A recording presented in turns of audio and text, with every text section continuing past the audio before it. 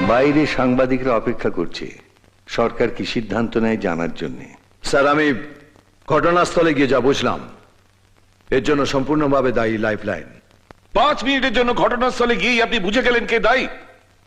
আমি সেখানে প্রথম থেকে ছিলাম। তাহলে প্রথম থেকে আপনিই বলুন। মেয়েটার ডেড বডি নিয়ে ওর বাবা সেখানে হল্লা করে, লোকজন ভায়োলেন্ট হয়ে যায়। ওরা মিস্টার বর্মনকে মেরে ফেলতে চেয়েছিল। তাই তাকে বাঁচাতে আপনি ডিসি কে ফোন করে দিলেন আর এটাও বলে দিলেন কি করতে হবে। ডিসি কে আমি ফোন করিনি, মিস্টার বর্মন নিজে ফোন করেছিলেন। তাহলে তো দেখা যাচ্ছে রাজবর্মনের হঠকারিতার জন্যই এটা ঘটেছে। ডিসি ফোর্স না নিয়ে এলে ওরা আমাদের মেরে ফেলতে পারতো।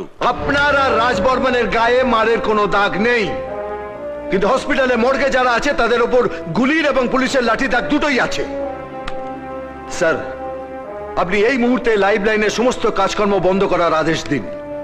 সেখানে পুলিশ পিকেটিং করান যাতে কেউ না ওখানে ঢুকতে পারে, এমনকি রাজবর্মনও নয়।